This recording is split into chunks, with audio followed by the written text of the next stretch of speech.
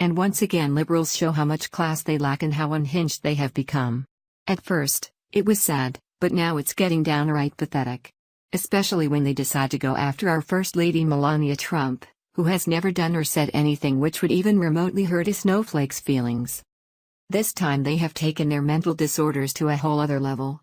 While unhinged liberals were busy attacking her over what they perceived to be her racist clothing, and calling President Trump a racist for caring about our nation's sovereignty, our beloved First Lady was busy spreading compassion and kindness to kids of all races and creeds. While unhinged liberals were busy attacking her over what they perceived to be her racist clothing, and calling President Trump a racist for caring about our nation's sovereignty, our beloved First Lady was busy spreading compassion and kindness to kids of all races and creeds. The 47-year-old spent some time meeting with children of service members after traveling to Joint Base Andrews with the president on Friday to give the speech putting the dictator from North Korea on notice. Melania couldn't have been more thrilled about her afternoon of fun with children of all races and backgrounds. She smiled happily as she sat down with the children and spoke with them. She even took time to color with crayons and tried her hand at making and flying some paper planes the children were scheduled to make that afternoon. All in all, it was a beautiful sight with a First Lady who's not only beautiful on the outside but also on the inside. And that best part is not even once did she dictate to these children what they could and could not eat. Melania couldn't have been more thrilled about her afternoon of fun with children of all races and backgrounds. She smiled happily as she sat down with the children and spoke with them. She even took time to color with crayons and tried her hand at making and flying some paper airplanes the children were scheduled to make that afternoon. All in all, it was a beautiful sight with a First Lady who's not only beautiful on the outside but also on the inside. And the best part is that not even once did she dictate to these children what they could and could not eat. MSN reports. Melania Trump slowly finds her First Lady persona, more best human than Jackie Kennedy. President Trump on Thursday speaks to reporters in the press cabin aboard Air Force One on his way to Washington after viewing damage from Hurricane Irma in Florida. Trump says recent Antifa violence justifies his both sides talk. First Lady Melania Trump visits with children at a Joint Base Andrews Youth Center in a show of support for military families on Friday. Now, though, she is providing an answer, taking on a public schedule that is beginning to resemble those of her predecessors. This week, the First Lady flew with her husband to Florida, where they surveyed the wreckage left by Hurricane Irma and handed out FEMA lunches. She returned to Washington that same Thursday evening to host a reception for the White House Historical Association, a venerable group founded by Jackie Kennedy to maintain and protect the executive mansion. The event included a sit-down dinner where President Trump introduced his wife as the star of the Trump family. On Friday afternoon, she traveled to Joint Base Andrews in suburban Maryland to visit a youth center in a show of support for military families. Then she and her husband boarded Air Force One for a weekend at their New Jersey golf resort. She is more visible and starting to do some of the more conventional First Lady things, said Catherine Jellison, a professor of history at Ohio University who studies First Ladies.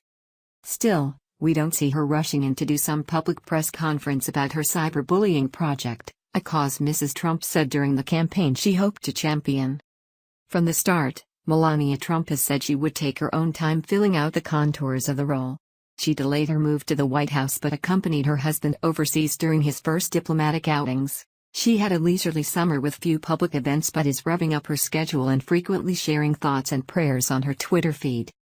Behind the scenes, she has taken an interest in the federal government's efforts to assist families devastated by recent hurricanes, attending some FEMA meetings. At the reception Thursday, she told guests she is making her voice heard on disaster relief issues. The First Lady's public persona is still coming into focus, though. Her visit to the youth center Friday was the classic First Lady photo op of the sort pioneered by Lady Bird Johnson, who went out to read to school children to promote the Johnson administration's creation of the Head Start program. With a group of reporters observing behind a red rope, Mrs. Trump sat at a table as children played with Lego bricks and made paper airplanes with a group of older children and launched a few of the planes herself. Elsewhere on the base, her husband was observing an air fleet demonstration. "Oh, I brought you some crayons," she said softly to a small table of elementary school students. "You want to color with me?" For Mrs. Trump, an increase in such community-oriented events could help shift the public discussion about her, which until now has largely focused on the former model's clothing choices. That's largely what has led to the frequent comparisons to Jackie Kennedy, another First Lady who made high-fashion style statements with simple lines and monochromatic dresses. But in terms of public persona, Trump most resembles Bess Truman, a First Lady who dutifully showed up for events but played the role quietly, said Carl Sferrazza Anthony, historian of the National First Ladies Library. Bess Truman never gave press interviews at all, and that was after Eleanor Roosevelt, who had a Sunday radio show and held press conferences, Anthony said. When reporters said to Bess Truman, "How are we going to know you without your giving us an interview?" she quipped back, "You don't need to know me. I'm only the wife of the president and the mother of his daughter." Melania Trump hasn't yet set for any in-depth interviews, either. Still, her interests are emerging, said Anita McBride, who served as chief of staff to Laura Bush and sits on the board of the White House Historical Association. McBride, who attended the White House reception this week, said the First Lady seems to be putting her mark on the place in small ways. There were fragrant gardenias in the grand foyers, and softly dimmed lighting in the dining room, where the meal was served on the gold china selected by the Clintons to mark the White House bicentennial. She is obviously someone who is very comfortable entertaining and hosting people in the White House, said McBride, who directs conferences on the First Ladies as an executive in residence at American University. Melania Trump spoke more extensively than usual at the reception, telling guests, "Our family's appreciation for this home grows each and every day, and we could not be more grateful for your dedication to the White House."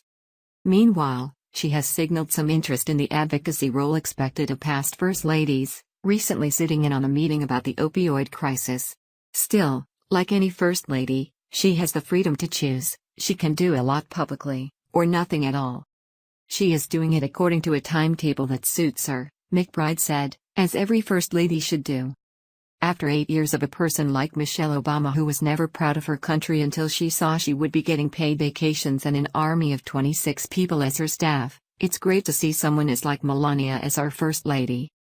Even though the Trumps have everything anyone could ever want or need, they are all still very grounded and anyone can tell they truly care about their fellow man, no matter the color, race or religion.